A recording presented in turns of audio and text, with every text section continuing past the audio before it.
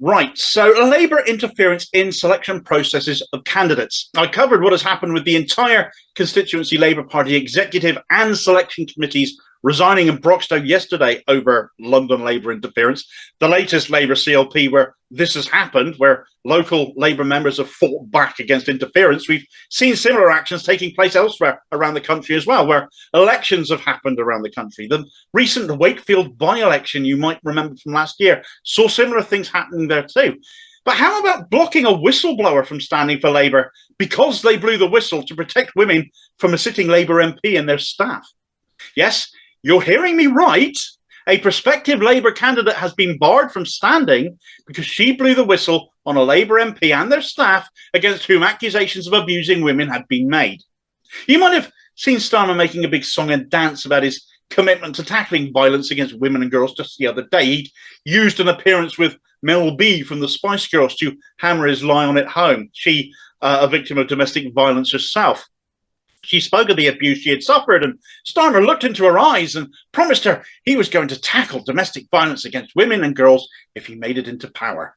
Well, this decision, made just a few days before that, showed the man lies through his teeth with impunity at every opportunity. The lady in question, the whistleblower, is a lady called Elena Cohen. She was called to a meeting of the Labour National Executive Committee, the NEC, via Zoom last Friday. The NEC panel interviewing her as she was standing to be Labour's candidate for the West Midlands Metro Mayor post. The NEC panel was led by the notoriously right-wing and paid apartheid Israel advocate Luke Akehurst, and according to Cohen, it was he that told her that she was unsuitable for the post because she was a whistleblower and would bring the party into disrepute because of that. So whistleblowing is disreputable now in the Labour Party, is it? Well, let's cast our minds back to when Keir Starmer became leader for a moment. There was this BBC Panorama programme, you might remember it. There were a number of alleged whistleblowers then too, calling out anti-Semitism in the Labour Party. The Labour Party at that time was taking several of them to court because of the things they had said in that programme. The legal advice against these individuals, former Labour staffers, all of whom were arguably from a certain faction of the party, of course, was that the party would win the legal cases against them. But then Starmer became leader, and he paid them all off instead. Like I said, arguably of a certain faction. If whistleblowers bring the party into disrepute, though, how come one of those individuals, Ella Rose, you might recall her also from the Labour Files documentaries, threatening to use the Israeli martial art Krav Maga against former Labour activist and anti-Israel Jew Jackie Walker? Well, Rose is now a Barnet councillor, but of course is also an Israel lobbyist. It should be noted Elena Cohen is also Jewish, which should put Luke Akehurst's comments here in a particular and different light as well. But as we should all be fully aware of by now in Starmer's Labour, and as the evidence here also implies, there's the right kind of Jew and the wrong kind of Jew, just as there seems to be the right kind of whistleblower and the wrong kind of whistleblower. Elena Cohen's whistleblowing crime, if you like, stems from emails of complaint sent to Keir Starmer and David Evans, his equally right-wing General Secretary, detailing bullying and anti-Semitic abuse against her, complaining about which had resulted in her then suspension and subsequent sacking by her then employer, the Labour MP for Birmingham Perry Barr, Khalid Mahmood.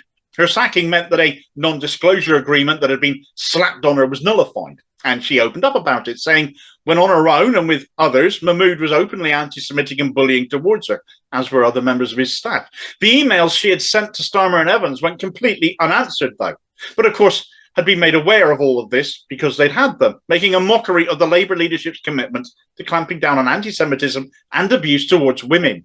Mahmood is a right-winger, you see. You have to remember this was happening at a time when people were being expelled for retweeting a Green Party tweet or sharing articles on social media the leadership didn't like. Really trivial ways of purging the left, as we've become very familiar with. But those rules don't apply to the Labour right, and still don't even now, it would seem. Starmer can say he will deal with abuse against women and young girls to a pop star, but he didn't mean it before, and he doesn't mean it now. Just last year, he tiresomely, as usual, brought up yet again his time as Director of Public Prosecutions in saying that Labour would fast-track rape and domestic violence cases, yet at the same time, he was still ignoring Elena Cohen's allegations, and Cohen wasn't the only victim either, nor was it only Mahmood himself directly involved. His lover, whom he employed along with other staff, were accused of the same bullying behaviour towards Cohen, along with other chiefly female and Muslim staff too. It just sounds like the most frightful environment to be working in. Anyway, Cohen decided to sue for unfair dismissal, took it to tribunal. She got offered a six-figure sum at one point to make it all go away, to shush her up, to shut down the cover-up, which she refused, partly because she wanted it all to come out, and also because despite everything that had been going on, Mahmood was showing absolutely no remorse over it at all. She won. The tribunal ruled that Cohen had made protected disclosures to her then-employer Mahmood, also to Keir Starmer and to David Evans, about another staffer, which was Mahmood's lover, and she'd been ignored by them all. She had also suffered personal damage due to Mahmood's treatment of her. This tribunal's victory all came out during the Commonwealth Games held in Birmingham last year, which Starmer attended with Khalid Mahmood. And so come back to where we are today. Elena Cohen thought she was attending a standard selection interview, but instead has claimed she was ambushed at it and over her whistleblowing particularly, how it would make her an unsuitable candidate and how it would bring the party into disrepute. What she'd done was win a tribunal for unfair dismissal against the very things Keir Starmer says he stands against too right now. She blew the whistle on all of this happening and forced the party kicking and screaming to face it when they tried their best not just to ignore it, but to bury it as well by buying her off. The fact is, as Cohen has put it to Steve Walker of Squawk Box, who broke this story, Starmer covered up several warnings from her about domestic abuse victims, for Cohen was not alone and is still protecting a Labour abuser of multiple women employed by a Labour MP. Yep, Mahmood himself has faced no censure, it would seem, and he still employs his lover to carry on quite possibly with more abuse. Instead, Cohen was told her being a whistleblower would hijack the campaign. What they actually mean is it would show them up for the sham they are on the issue of domestic abuse, and the truth actually interferes with Starmer's fake spin. Despite having the experience to run a Metro Mayor's office, despite being a staunch and proven advocate against the abuse of women and young girls, as Starmer laid on thick to Mel B, Cohen isn't the right sort, or rather the right wing sort, for Starmer's Labour. When you're on the right, you can do what you like, it seems, and again, Starmer's words have been shown to be utterly worthless, as per usual. Casting a blind eye to domestic violence is nothing new to Starmer, as the case of Afsana Begum, the Labour MP for Poplar and Limehouse, has proven. If you're not familiar with what she's been through, I'll tag the videos in the comments that I've made relating to that story. It's always what he does that you have to watch with Keir Starmer, not what he says, because his word is worthless.